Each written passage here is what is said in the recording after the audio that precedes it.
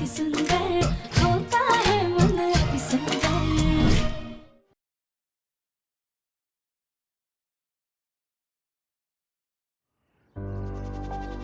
सुनिए,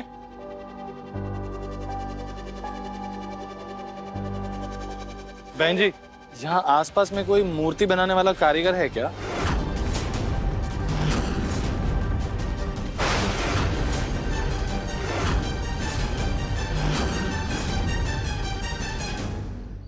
हाँ,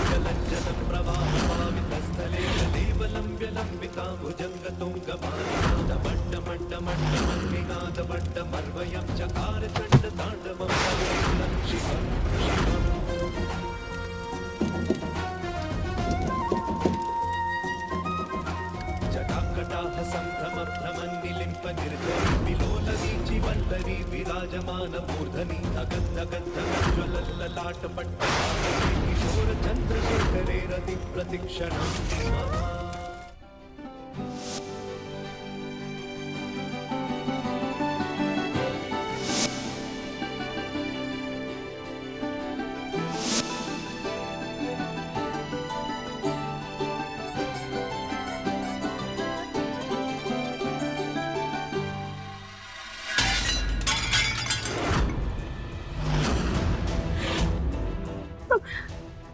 क्या हुआ? ये भगवान, हे भगवान, ये थाल कैसे छूट के गिर गई? ये रंगोली बिखर गई है। कोई बात नहीं राधिका, हो जाता है कभी ऐसे। तुम छोटी सी रंगोली और बना लेना। कविता, फूलों के हार बनाना बाकी है, चलो बना लेते हैं। जी मम्मी जी, चलिए। पहले वो शेरवानी चल गई और फिर वो सांप वाला सपना। क्या? कैसा सपना? माँ जी, आज हमने बहुत बुरा सपना देखा। हमने देखा कि सांपों ने ना दिव्यम को घेर लिया है। क्या राधिका, तुमने इतना बुरा सपना देखा और तुम हमें अब बता रही हो? हाँ जी, हम आपको बताना चाहते थे पर दिव्यम जी ने हमें मना कर दिया। राधिका, तुम भी ना हद करती हो। सॉरी माँ जी। हे भगवान, कहीं हमारे मुन्ना को नियति से खतरा तो नहीं है? ये क्या कर दिया हमने?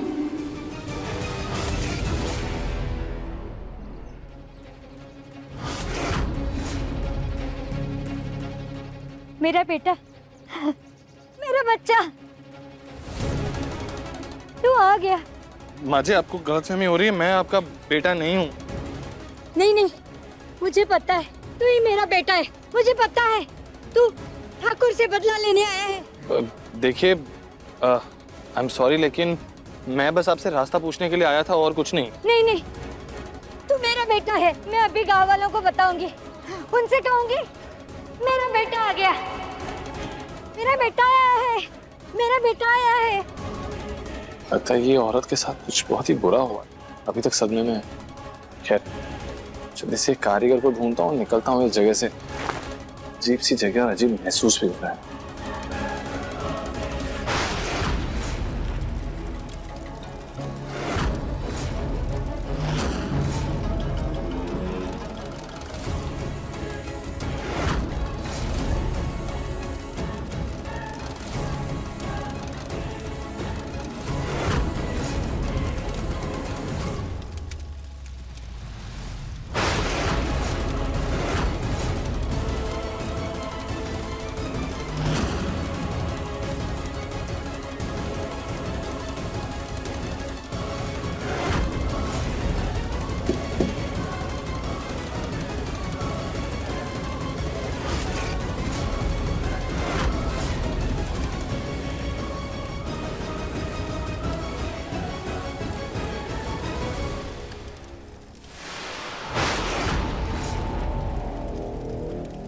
रोशनी कैसे बुझ गई?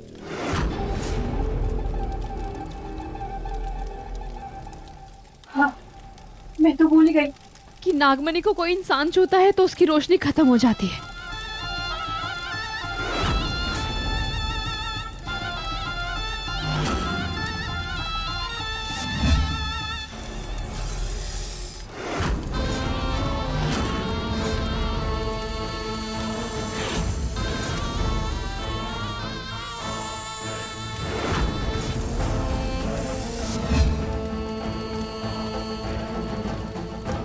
कोई है?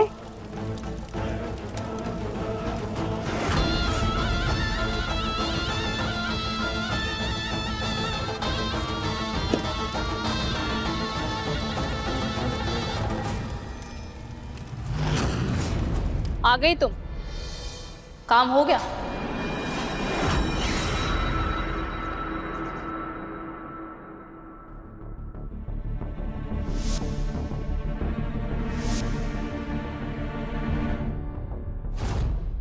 जी लखनऊ पहुंच गए होंगे, हम एक बार उन्हें फोन कर लेते हैं।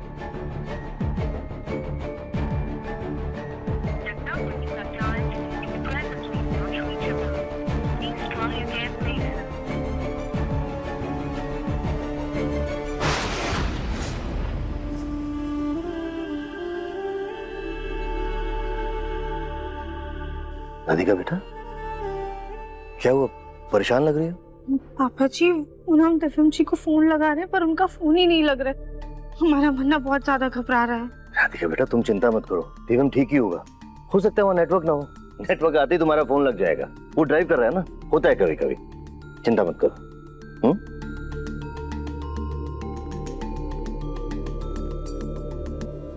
हम भोलेनाथ के पास दिया जला लेते हैं।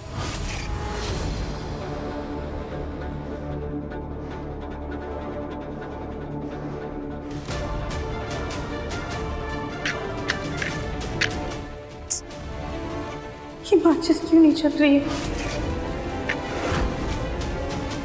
ये भोलेनाथ, दिव्यम जी जहाँ कहीं भी उनका कवच उनकी रक्षा करे, प्लीज।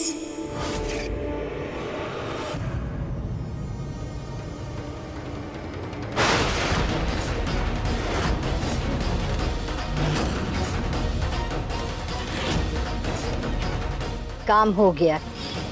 तू ही मेरा बेटा है।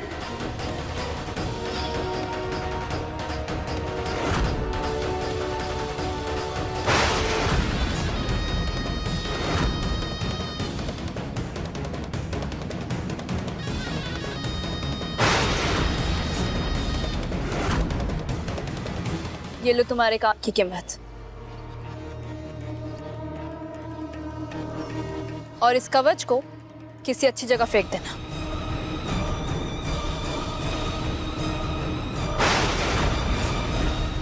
किसी अच्छी जगह क्या फेंकना, यही फेंक देती हूँ।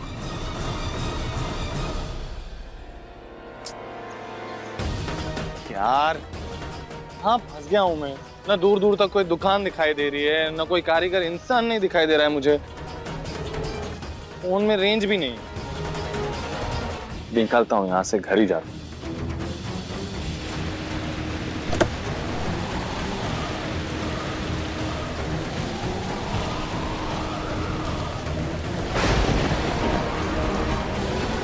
अचानक से मौसम कैसे बदल गया? क्या हो रहा है अचानक से?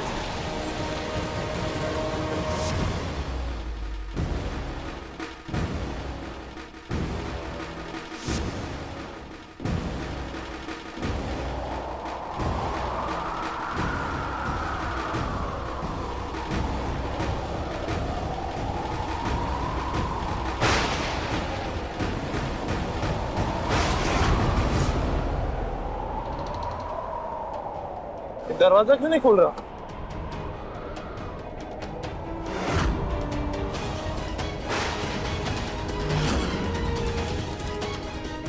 अरे आज मौसम कैसे अचानक खराब होने लगा? गोलू, घर की सारी खिड़कियां दरवाजे बंद कर दो, जाओ।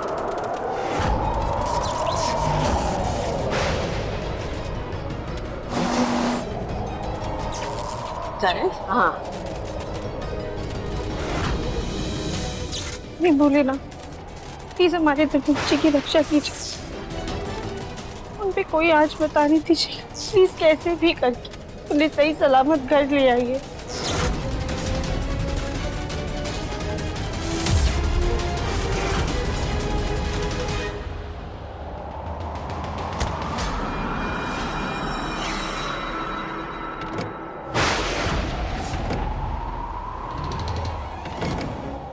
दरवाजा क्यों नहीं खोल रहा?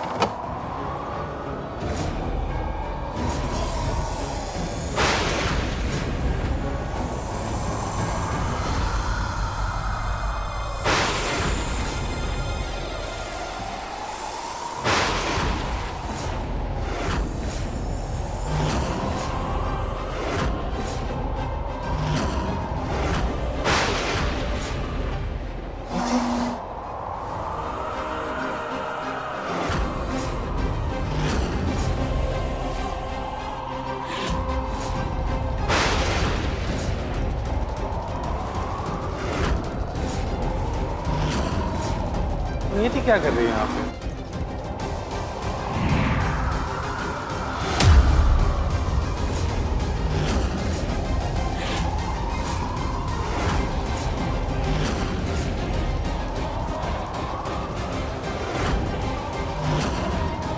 नियति के कपड़े कैसे बदल गए?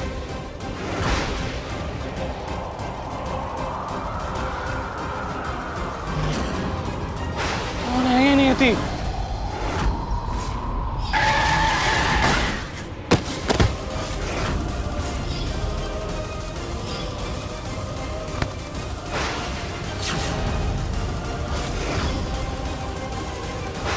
मेरा इकलौता बेटा अपनी बहन नियति की शादी के खर्चे के लिए पैसे जोड़ रहा था। इस घर के किसी आदमी ने कुचलकर मरने के लिए सड़क पर छोड़ दिया।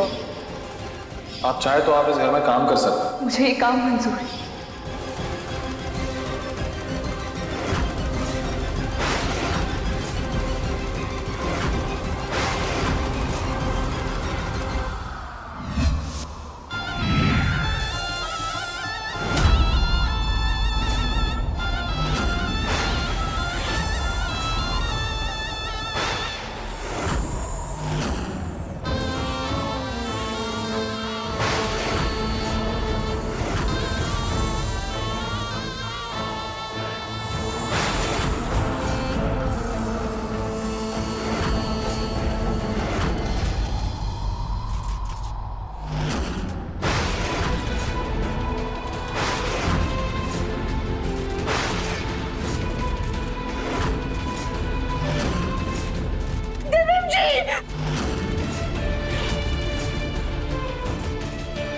क्या हुआ?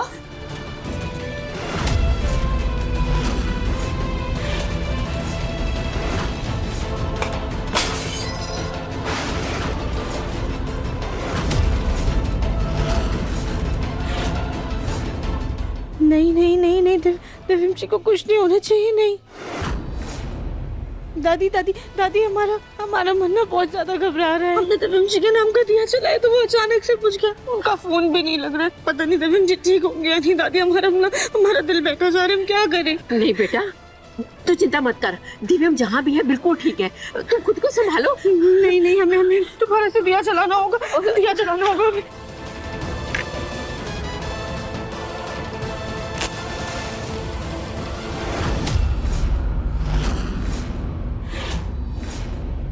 गोलू पानी लेकर आ जल्दी।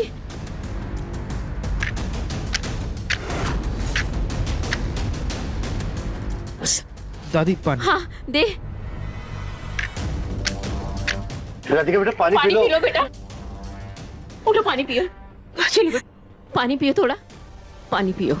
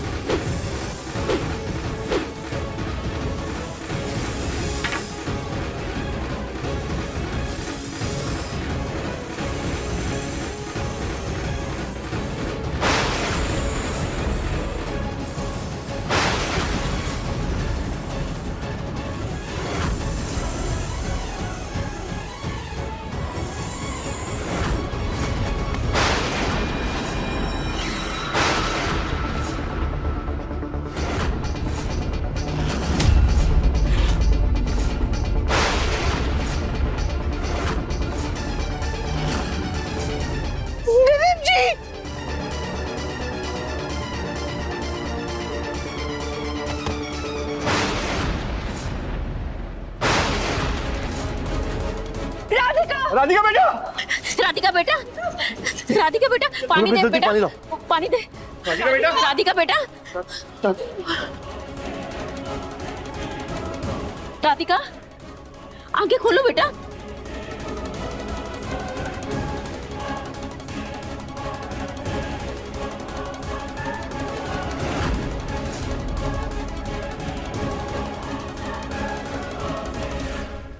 उठो मेरा बच्चा।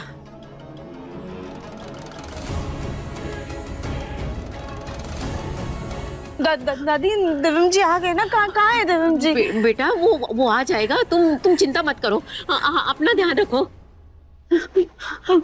माँ जी आपने दिव्यम जी को जिस दुकान पर भेजा, वहाँ फोन करके पूछिए ना कि वो निकल गए या नहीं। हमारा मन बहुत घबरा रहा है माँ जी, प्लीज फोन कीजिए ना उन्हें। सुजाता, एक बार मिला लो फोन, राधिका के मन को भी तसल्ली हो जाएगी। जी हम फोन करते हैं। गोलू उठा जरा। हाँ, एक मिनट। राधिका को सोफे पर बिठा। इस राधिका की वजह से हमें और ज्यादा मुन्ना की चिंता होने लगी है। एक काम करते हैं, एक बार नियति से बात कर ही लेते हैं।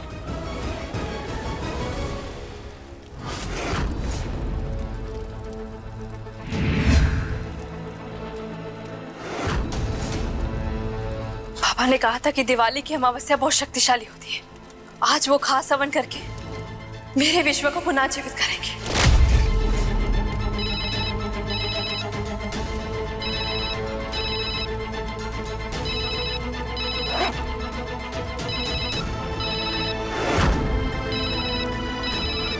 सुजाता का फोन आ रहा है।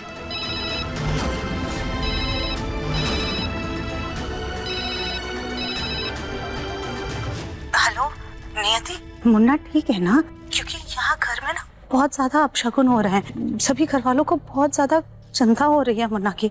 हमें भी बहुत घबराहट हो रही है। तुम हमें एक बात सच सच बताओ, तुमने हमारे मुन्ना को कुछ किया तो नहीं ना?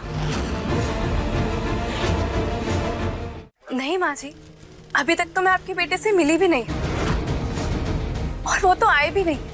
आप पहले से घबरा रही हैं। क्या बोल रही हो? वो पहुंचा ही नहीं है। हाँ माँ जी, आप चिंता मत कीजिए।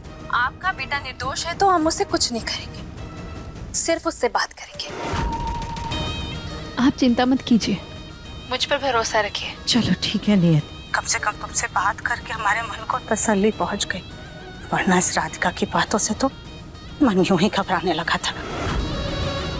एक काम करो, तुम मुन्ना से बात करके अपने मन की तसल्ली कर लो, उसके बाद उसको बोला कि जल्दी से घर वापस आ जाए, ठीक है? जी। नियति से बात करके हमारे मन को सुकून पहुंचा। अब एक काम करते हैं, शांत मन से दिवाली पूजा की तैयारी कर लेते हैं।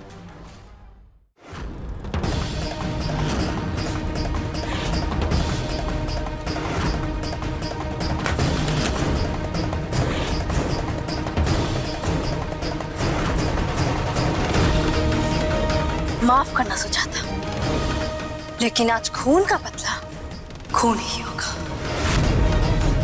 और तुम्हारा बेटा वापस घर कभी नहीं आएगा। मिला नागमणि, मिला? दिखाओ, जल्दी दिखाओ।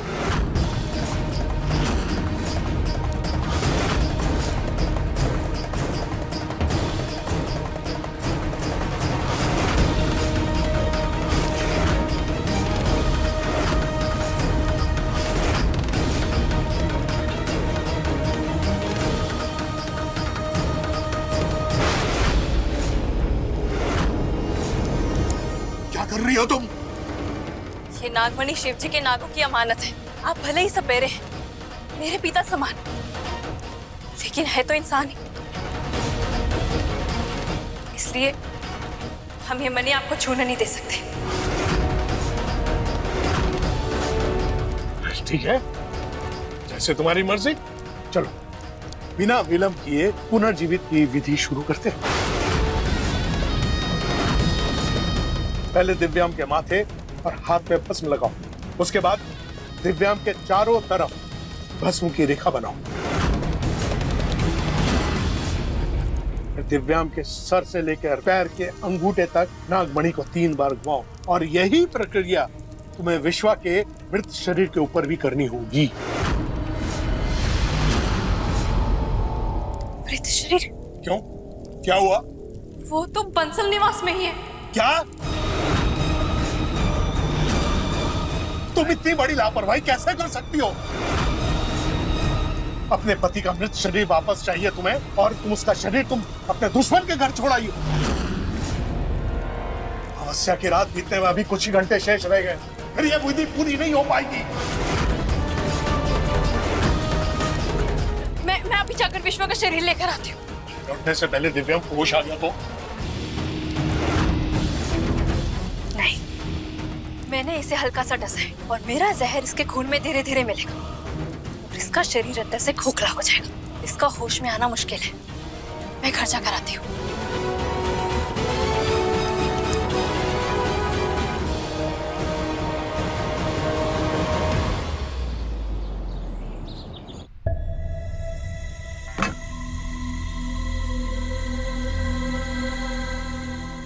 पूजा शुरू होने में सिर्फ 1 घंटे बचे और दिव्यम जी अभी तक नहीं लौटे हैं, ना ही उनका फोन आया है। हम एक बार उन्हें फोन कर लेते हैं।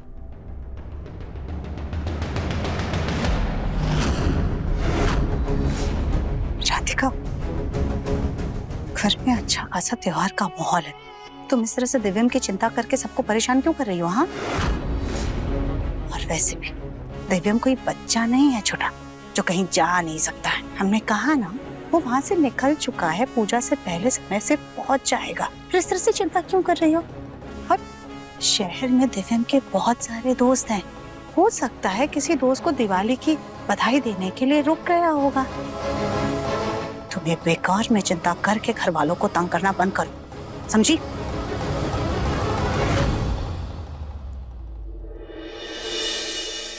इससे पहले कि घर वालों को दिव्यम के ना आने पर शक हो, मैं इनकी चिंता थोड़ी शांत कर देती हूँ।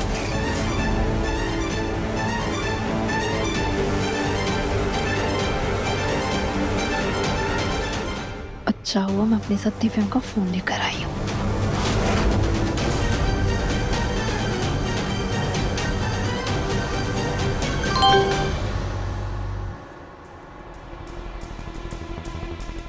अरे दिव्यम का मैसेज आया है।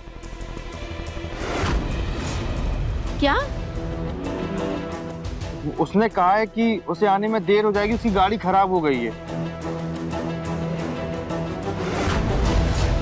चलो, दिव्यम का मैसेज आ गया, मन को तसल्ली होगी कि वो ठीक है। गोलू भैया, एक बार मैसेज दिखाइए ना प्लीज। हाँ, ये दिखा दो।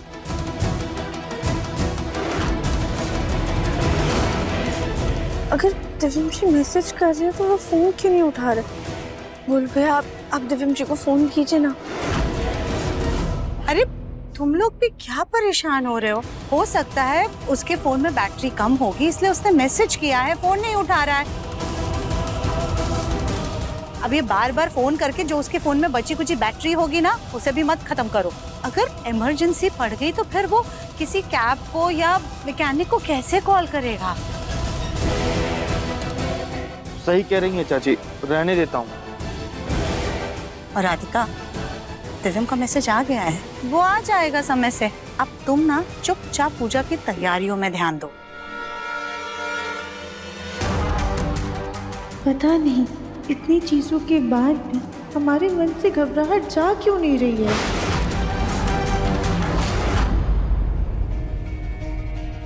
दिव्यम जी, शाम में पूजा से पहले वापस आ जाइएगा। अपनी पत्नी से ज्यादा देर दूर रह भी नहीं पाऊंगा।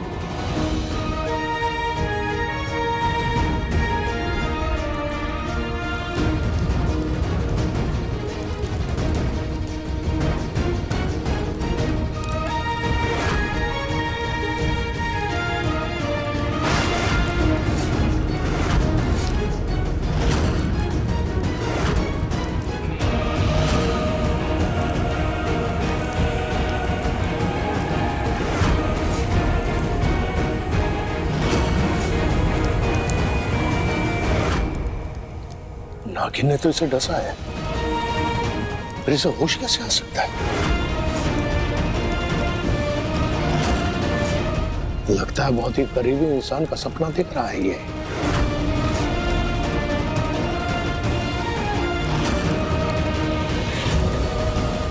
क्योंकि नागिन की नफरत भरी जहर को प्यार की ताकत ही टक्कर दे सकती है।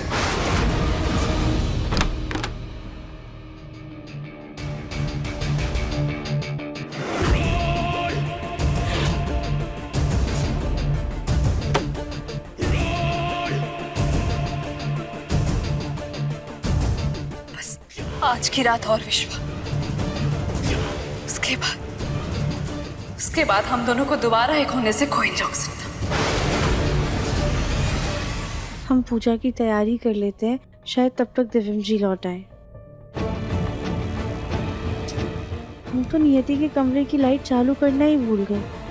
एक काम करते हैं, चालू कर देते हैं। आज किसी भी कोने में अंधेरा नहीं होना चाहिए।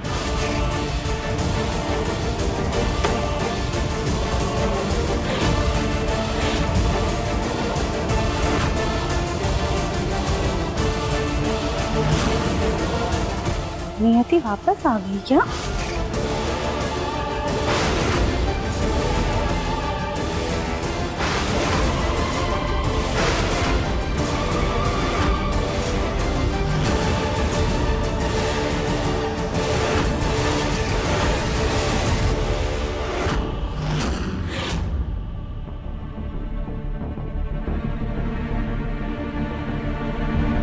यहाँ तो कोई भी नहीं है। मुझे लगा नियति अपने कमरे में है, पर कमरा तो खाली है। शायद हमारा वहम होगा।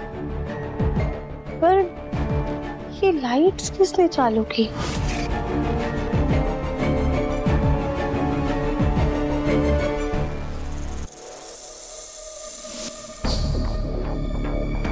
जल्दी से यहाँ से निकलती हूँ, वरना विधि शुरू करने में देरी हो जाएगी।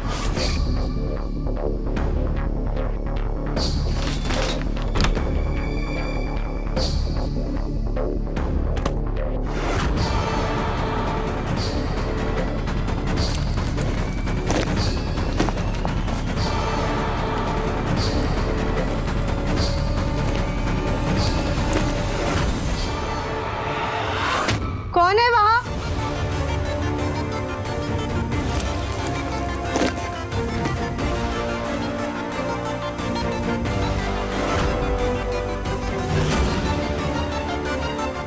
हाँ तो कोई भी नहीं है, फिर खिड़की कैसे खुली हुई है?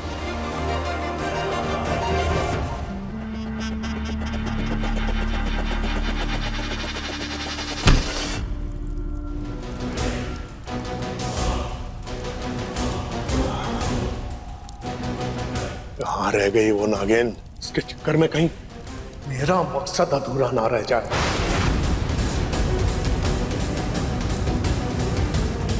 आ गई तुम? मैं आ गई। चलो विधि शुरू करते हैं। सबसे पहले विश्वा के मृत शरीर को दिव्याम के शरीर के बगल में रखो।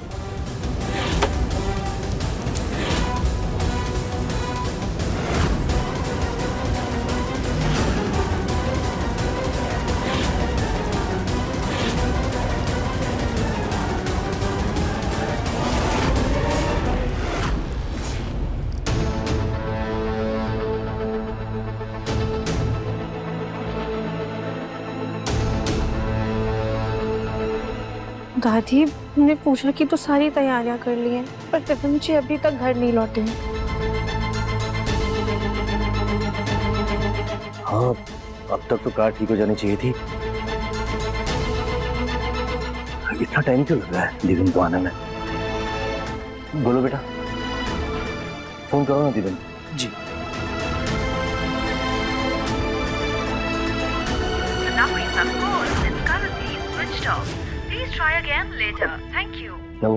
दिव्यम का तो फोन बंद आ रहा है। दिव्यम को अब तक तो आ जाना चाहिए था। पूजा का समय हो गया है। हम एक बार नियति को फोन करके पूछते हैं।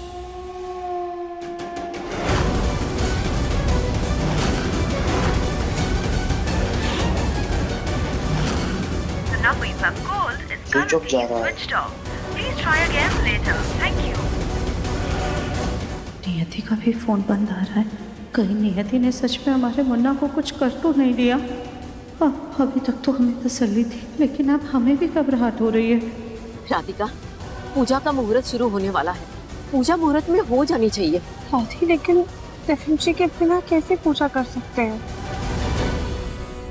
ये लो।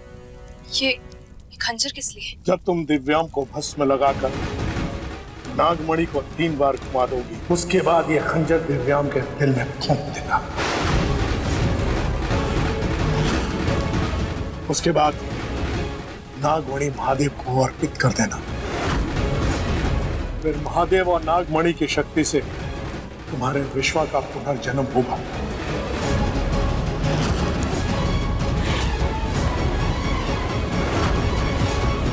देवम जी के बिना हम दिवाली पूजा नहीं कर सकते हैं।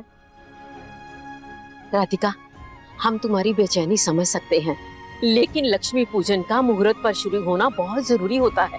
घर में लक्ष्मी का आह्वान करके उनकी पूजा ना करके ये उनका निरादर होगा। ये बहुत बड़ा अपशगुन है। माँ लक्ष्मी सौभाग्य की देवी है।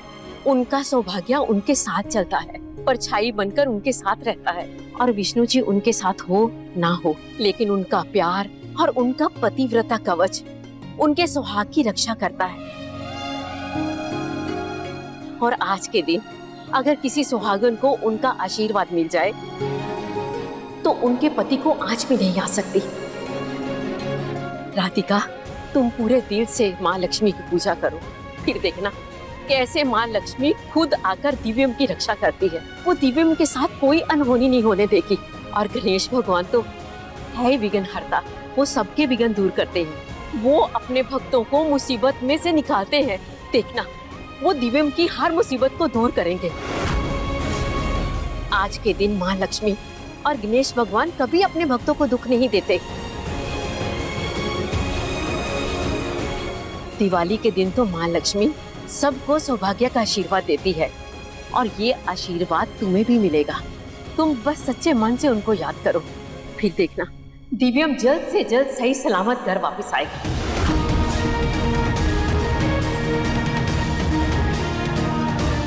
ठीक है दादी, आज हम अपने दिव्यम जी के लिए लक्ष्मी पूजन जरूर करेंगे।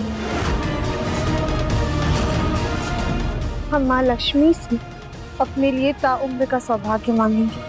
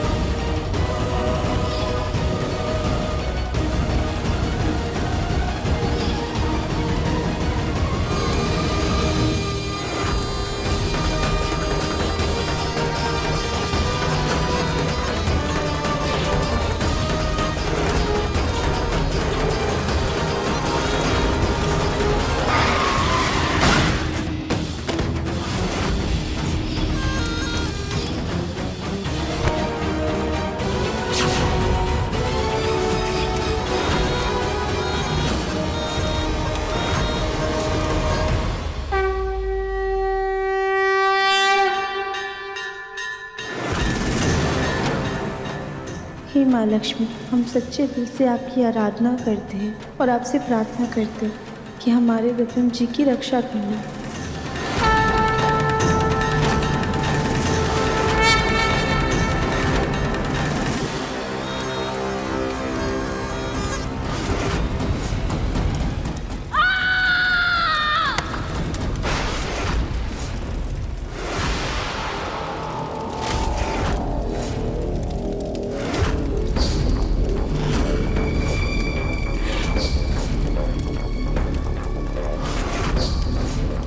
ये क्या कर रहे हैं आप?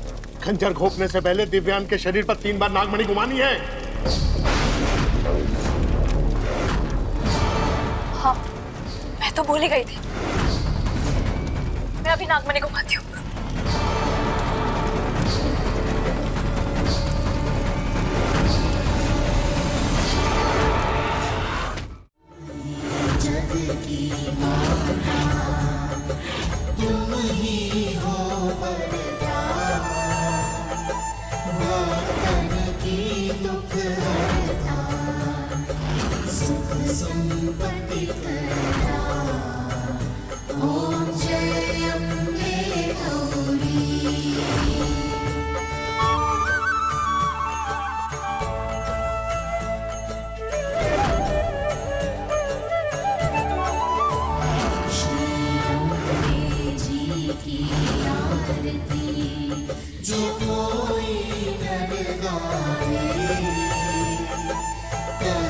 शिवानंद स्वामी सुख संपत्ति पावे। ओम जय अम्बे गौरी। बोलो माता लक्ष्मी की जय। हे माता रानी, दिव्यम जी हमारा सौभाग्य है। हम उनके बिना अपनी जिंदगी की कल्पना भी नहीं कर सकते हैं। हमारी आपसे विनती है, आप हमारे सौभाग्य की रक्षा कीजिए। अगर उन पे कोई भी विपदा आने वाली है तो आप उसे टाल दीजिएगा माँ।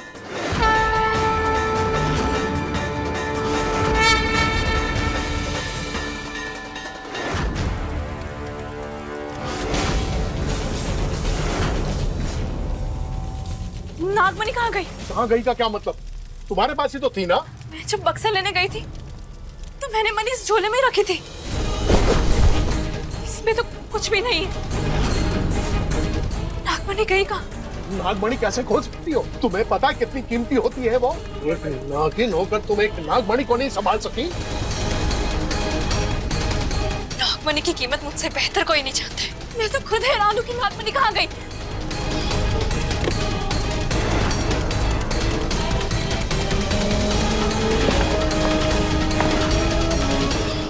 मैं बक्सा लेने गई थी तो शायद मनी वही कहीं गिर गई होगी। मुझे वापस आके देखना होगा।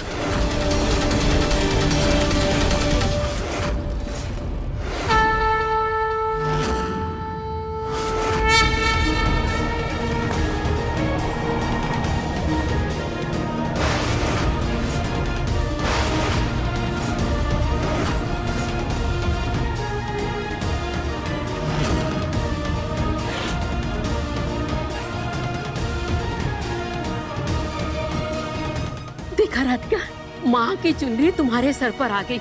इसका मतलब ये है कि दिव्यम जहाँ भी है सही सलामत है।